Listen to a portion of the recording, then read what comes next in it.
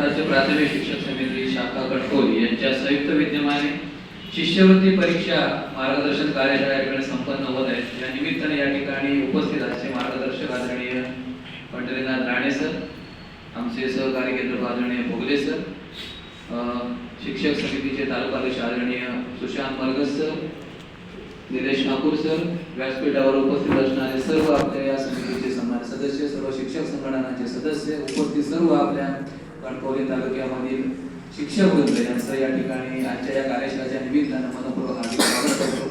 मी आपला अधिक वेळ घेणार नाही, कारण ज्यावेळी ही कार्यशाळा घेण्याचं ठरलं त्यावेळी माझं बोलणं आदरणीय सुशांत मरगस सर यांच्याविषयी झालं आणि त्यांना सांगितलं फक्त 10 मिनिटांमध्ये जो व्यासपीठावरचा कार्यक्रम आहे तो मी संपवणार आहे असं मी त्यांना पहिलंच सूचित केलं होतं। पण व्यासपीठावरती आपल्याला अधिक वेळ या ठिकाणी काढूया नको। याचं कारण असं की ज्या कारणासाठी आपण आलेलो आहोत आणि राज्य स्तरावरती सरांचं जे मार्गदर्शन आपल्याला मिळतं आपण त्यांच्या पुस्तकातनं आपण बघितलेलं आहे। मला वाटतं फोंड्यामध्ये सुद्धा सरांनी कार्यशाळा आपली या शिष्यवृत्तीच्या संदर्भामध्ये मागे घेतली होती, मी त्या ठिकाणी उपस्थित राहू शकलो नाही। तर त्यांचं मार्गदर्शन आपल्याला या ठिकाणी अत्यंत महत्त्वाचं आहे, त्यासाठी मी आपला या ठिकाणी अधिक वेळ घेणार नाही। परंतु जसं की भोगले सरांनी आणि सुशांत भोगले सरांनी सांगितलं, आपली संघटना विविध शैक्षणिक उपक्रम या ठिकाणी घेत असते आणि ही खरोखरच एक चांगली बाब आहे, कारण आपण ज्या क्षेत्रामध्ये काम करतो त्या क्षेत्रासाठी काही अशी चळवळीच्या माध्यमातून काम करणे महत्त्वाचं आहे। प्रशासकीय दृष्ट्या अशा प्रकारच्या काही कार्यशाळा घेत असताना आम्हाला मर्यादा येत असतात, त्यासाठी सर्व प्रकारच्या नियोजन तरतुदी या ठिकाणी महत्त्वाच्या असतात। परंतु असं काही संघटनात्मक असेल किंवा काही संस्थात्मक असेल त्यावेळेला ते आपल्याला जर एखादी संघटना असेल संस्था त्या ठिकाणी घेत असेल तर त्याला आपल्याला सहकार्य केलं पाहिजे, या भावनेतनं ही जी कार्यशाळा आहे त्या या ठिकाणी आयोजित केलेली आहे।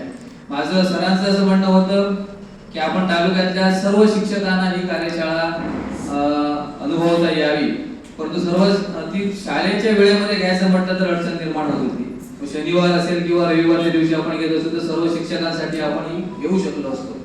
तर सरांना म्हटलं की आपण सर्वांसाठी घ्यायचं असेल तर रविवार शिवाय पर्याय नाही, परंतु शाळेच्या कालावधीमध्ये घ्यायचं असेल तर माझ्या स्तरावरती मी असा निर्णय घेऊ शकतो की जी आपला शनिवार आहे त्या शनिवारच्या दिवशी आपण कार्यशाळा या ठिकाणी घेऊया। घेत असताना पुढचा विषय आपली मर्यादित संख्या, म्हणजे आपला जो हॉल आपण या ठिकाणी कुठला घेणार आहोत तर आपला पंचायत समितीचं सभागृह घेणार असू तर या सभागृहामध्ये आपण जास्तीत जास्त 80 ते 85 किंवा 90 एवढी आपले शिक्षक वृंद या ठिकाणी बसू शकतात, कारण आपण कार्यशाळा घेत असताना त्या ठिकाणी बैठक बसणे महत्त्वाचे आहे।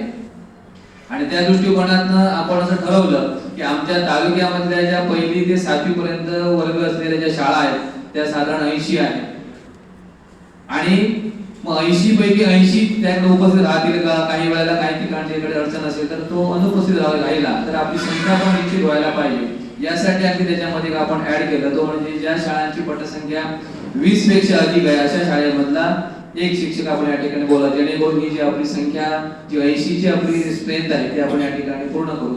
यापेक्षा अधिक जी सूचना आपण केली असती तर आपला बैठक व्यवस्थेचा प्रश्न या ठिकाणी निर्माण झाला असता। तरी सुद्धा जी उपस्थिती आहे फार ती चांगल्या स्वरूपाची या ठिकाणी आहे आणि सरांनी सांगितल्याप्रमाणे गर्दीपेक्षा गर्दी या ठिकाणी महत्त्वाचं आहे, कारण आपण या ठिकाणी जे काही घेणार आहोत ते आपल्याला आपल्या मुलांमध्ये ही जी शैक्षणिक गुणवत्ता आहे या ठिकाणी त्यांच्यामध्ये उतरवायची आहे आणि आपल्या कणकवली तालुक्यामधील जास्तीत जास्त विद्यार्थी शिष्यवृत्ती होतील यासाठी आपण प्रयत्न करावायचे।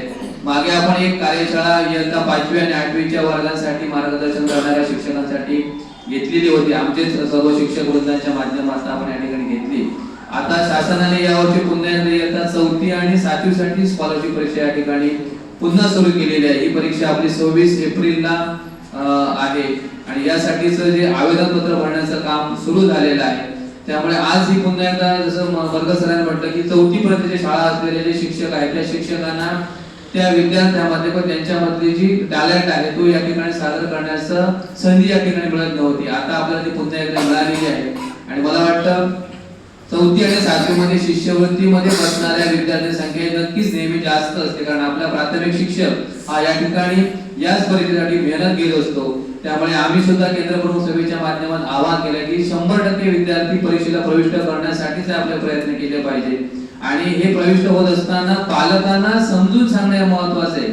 काही वेळेला असं असतं की पालक तयार होत नाही असं म्हटलं जातं, पालक तयार होत नाही असं असता कामा नये. पालकांची मानसिकता तयार करण्याची जबाबदारी आपली आहे. त्यामुळे जास्तीत जास्त विद्यार्थी आपल्या या परीक्षेला प्रविष्ट होतील आणि गुणवंत झाला होतील यासाठी आपल्याला प्रयत्न करावायचे. मागील 3-4 वर्षामध्ये आपण बघितलं ती संख्या थोडीशी आपल्याला कमी आहे, म्हणजे शिष्यवृत्ती झालेल्या विद्यार्थ्यांची, तरी ती संख्येमध्ये आपल्याला वाढ होणं अत्यंत आवश्यक आहे आणि यासाठी अशा प्रकारच्या ज्या मार्गदर्शन कार्यशाळा या आवश्यक आहेत आणि यासाठी शिक्षक समितीने ही जी संधी आपल्या सर्व शिक्षकांना या ठिकाणी उपलब्ध करून दिली त्याबद्दल प्रशासनाच्या वतीने मी या संघटनेचे मनपूर्वक आभार व्यक्त करतो आणि सर्व शिक्षकांनी आजची ही कार्यशाळा अत्यंत समजून घेऊन आपल्याला आपल्या केंद्र स्तरावरती सुद्धा अशा प्रकारच्या मार्गदर्शन कार्यशाळा आपण या ठिकाणी घेऊन जास्तीत जास्त विद्यार्थी आपले कसे शिष्यवृत्ती झाले होतील यासाठी आपण प्रयत्न करूया. या ठिकाणी आदरणीय मार्गदर्शक पंडित राणे सर यांना पुन्हा एकदा या ठिकाणी प्रशासनाच्या वतीने आजच्या या कार्यशाळेच्या निमित्तानं उपस्थित झाले त्याबद्दल त्यांना धन्यवाद देतो आणि संघटना आणि सर्व उपस्थित शिक्षक वृंद यांना या कार्यशाळेच्या निमित्तानं शुभेच्छा देऊन थांबतो. जय हिंद, जय महाराष्ट्र.